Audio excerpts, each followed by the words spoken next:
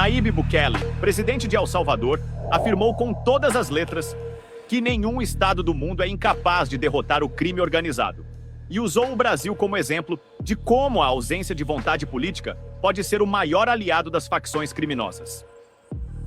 O presidente salvadorenho deixou claro que o Leviatã, que é a estrutura estatal, sempre será mais forte que qualquer organização criminosa, desde que haja disposição para agir.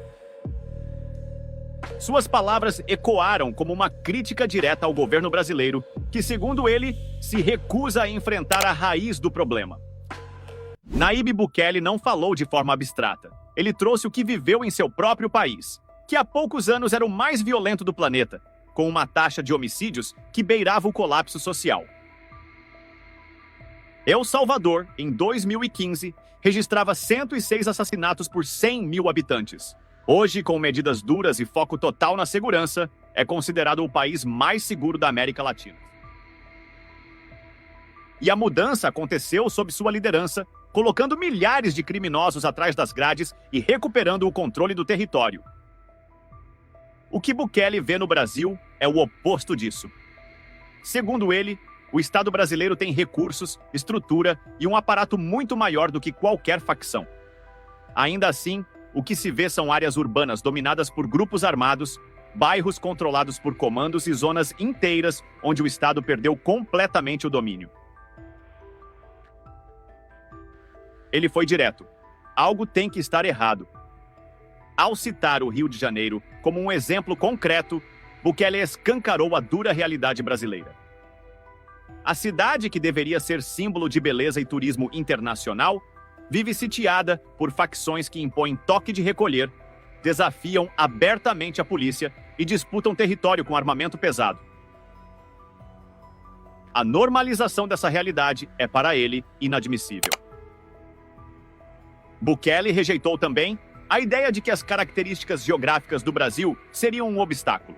Segundo ele, se países como o Canadá, com suas florestas impenetráveis, e a China, com sua vasta extensão territorial, conseguem manter o controle sobre suas regiões, o Brasil também pode, desde que queira.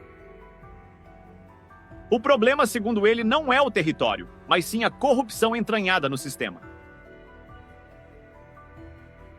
A crítica mais pesada veio quando Bukele sugeriu que o crime organizado só consegue prosperar dessa forma, porque já se infiltrou nas estruturas de poder. Ele afirmou com firmeza que se uma organização criminosa domina uma área e o governo não consegue retomar esse espaço, é porque os criminosos estão de alguma forma dentro do próprio governo. Bukele revelou que durante conversas com o presidente brasileiro, a segurança pública nunca foi uma pauta levantada. Isso, para ele, mostra o quanto o tema é negligenciado. Todos os problemas têm solução quando há vontade política, declarou, insinuando que quando o tema é ignorado, é porque há cumplicidade ou medo.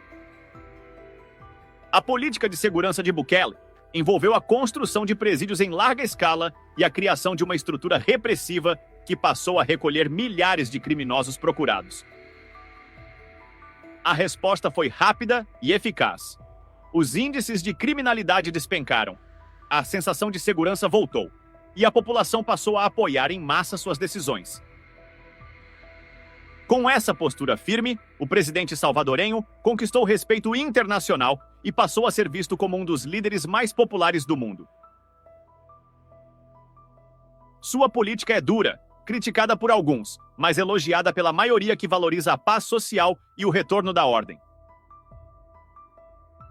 El Salvador fez acordos diretos com os Estados Unidos para receber deportados que outros países se recusavam a aceitar. Essa cooperação internacional fortaleceu ainda mais a imagem de Bukele como um líder intransigente no combate ao crime. A imprensa passou a chamá-lo de carcereiro da América. O presidente salvadorenho mostrou que, com determinação e coragem, é possível reverter um cenário de terror urbano. Sua política interna de segurança virou referência mundial e exemplo para países que enfrentam situações semelhantes, mas insistem em ignorar a raiz do problema.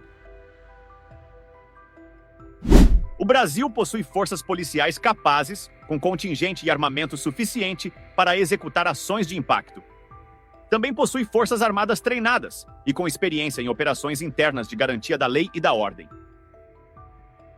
O que falta, segundo Bukele, é uma liderança que assuma a responsabilidade de enfrentar o problema com firmeza. Medidas pontuais não bastam. A violência não será contida com discursos, muito menos com políticas fragmentadas. O enfrentamento precisa ser nacional, coordenado, com reformas legislativas que permitam à polícia e às forças armadas agir com eficiência. É uma guerra que exige comando, estratégia e coragem. Enquanto o governo brasileiro hesita, o país afunda numa rotina de crimes em escala industrial. No Rio de Janeiro, uma das cidades mais visadas do mundo, mais de 800 veículos foram roubados em apenas 4 dias. É inacreditável, né, gente? Inacreditável. Aquele vídeo da matéria anterior, da Sandra Redivo, também é a mesma coisa. Não foi roubo de carro, mas foi roubo de celular. Os bandidos que chegam e subjugam as vítimas. Isso não é um dado isolado, é um retrato de um país que perdeu o controle. Bukele demonstra que não existe mistério. Segurança pública é uma decisão política. Quando há vontade real, o crime recua. Quando há omissão, ele avança. Quando há estratégia, o povo respira alívio. Quando há interesses obscuros, o povo sangra. A crítica de Bukele foi dura, mas também necessária. Suas palavras confrontam diretamente a zona de conforto de muitos líderes latino-americanos, que preferem discursos ideológicos a decisões práticas. O Brasil vive hoje uma das maiores crises de segurança da sua história recente. A violência não escolhe cor, classe ou bairro. Ela avança onde o Estado recua.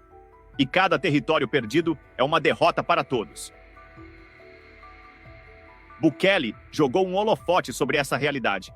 E ignorar isso seria fingir que o caos não está diante dos nossos olhos. Se a experiência de El Salvador mostra algo, é que a criminalidade só reina onde há omissão. Nayib Bukele provou que é possível virar o jogo.